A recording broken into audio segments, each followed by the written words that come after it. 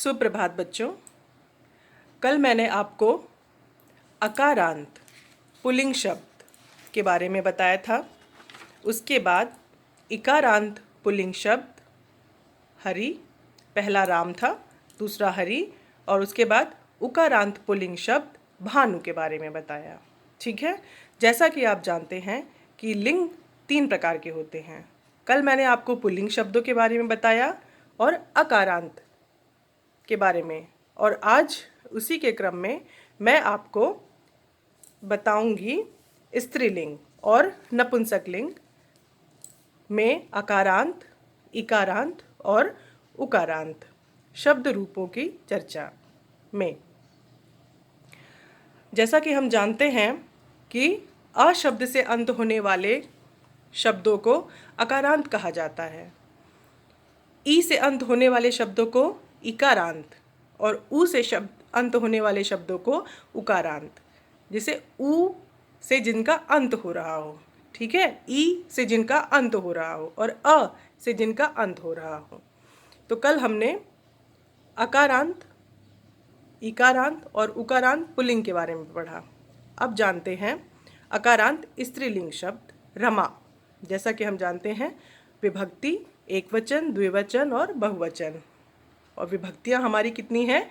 प्रथमा से लेकर सप्तमी तक, और अंत में इसका संबोधन। अब हम रमा का शब्द रूप देख लेते हैं कि रमा कैसे चलता है। रमा रमे रमाः, रमाम रमे रमाः, रमया रमाभ्याम रमाभि, रमाये रमाभ्याम रमाभ्यः, रमायाः रमाभ्याम रामाभ्यः, रमायाः रामयोः रमाणाम, रमायाम रामयोः रामाशु, हे रामे, हे रमे, हे रमाः। ठीक है बच्चों, इसी प्रकार उषा, सीता, लता आदि के भी रूप चलेंगे।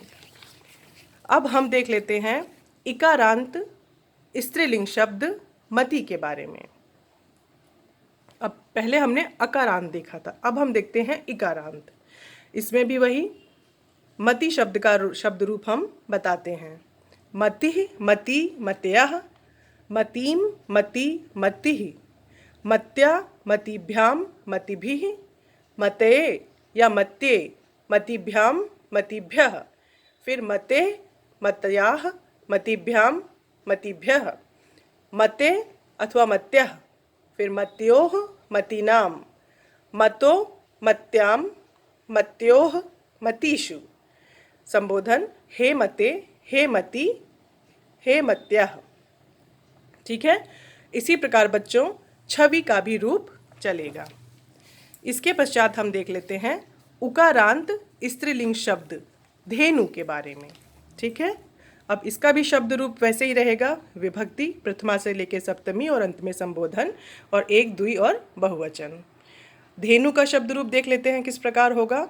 धेनुः, धेनु, धेनवः, धेनुम, धेनु, धेनुः, धेनवः, धेनुभ्याम, धेनुभिः, धेन्वे, धेन्वे, धेनुभ्याम, धेनुभ्यः, धेन्वे, धेन्वे, धेनुभ्याम, धेनुभ्यः, धेन्वः, धेनोः, धेन्वोः, धेनूनाम, धेन्वाम, धेनो, धेन्वोः, धेनेषु, हे धेनो, हे धेनु, हे धेन्वः। इसमें जान लीजिए कि जिस प्रकार धेनु का रूप चला है, इसी प्रकार चलेगा तनु का भी, रेणु का भी, हनु का भी, रज्जु, चंचु आदि का रूप भी इसी प्रकार चलेगा। इसमें प्रथमा विभक्ति में 3 जगहों पर, जैसे चतुर्थी एक वचन में धेन्वे और धेन्वे दोनों इस्तेमाल होगा। पंचमी में धेन्वाह या फिर धेनु, ये प्रथमा विभक्ति की प्रथम एक वचन की बात कर रही हूँ मैं, और षष्ठी में धेन्वाह और धेनु।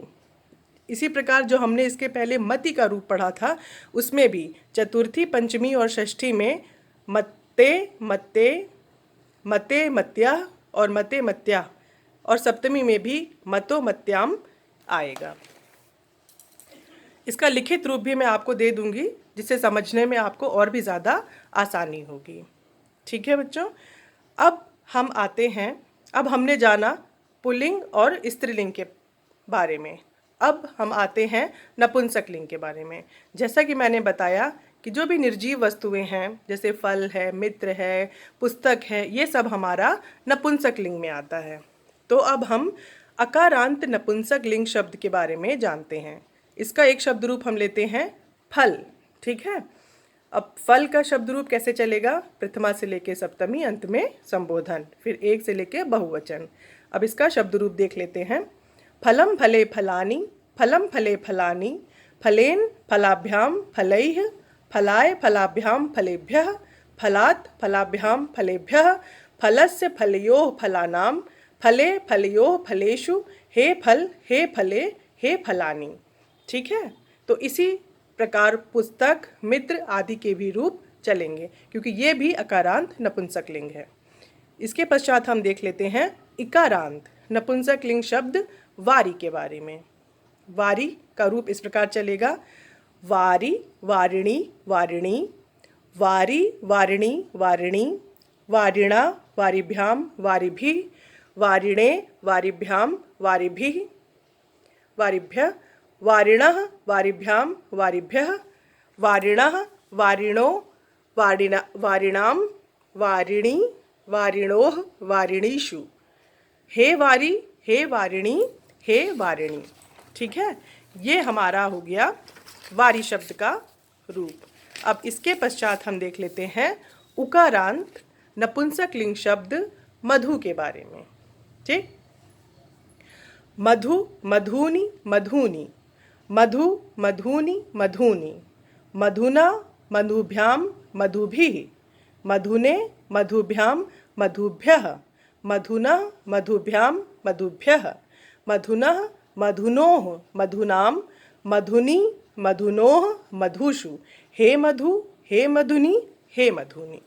ठीक है, तो इस प्रकार हमने जाना बच्चों कि अकारांत, इकारांत और उकारांत शब्द रूप कैसे स्त्रीलिंग, पुल्लिंग और नपुंसकलिंग में प्रयुक्त किए जाते हैं। अब आप सब लोग लिखित रूप में जो आपको मैं भेज रही हूँ उसको अपनी कॉपी में लिख लीजिए और उसको साफ साफ शब्द लिखिएगा, बिंदी और हलंत और विसर्ग की गलती ना होने पाए। और उसके पश्चात उसको बैठकर याद कीजिए और लिख कर याद कीजिए। ठीक है, और याद करने के पश्चात मुझे दिखाइए। धन्यवाद।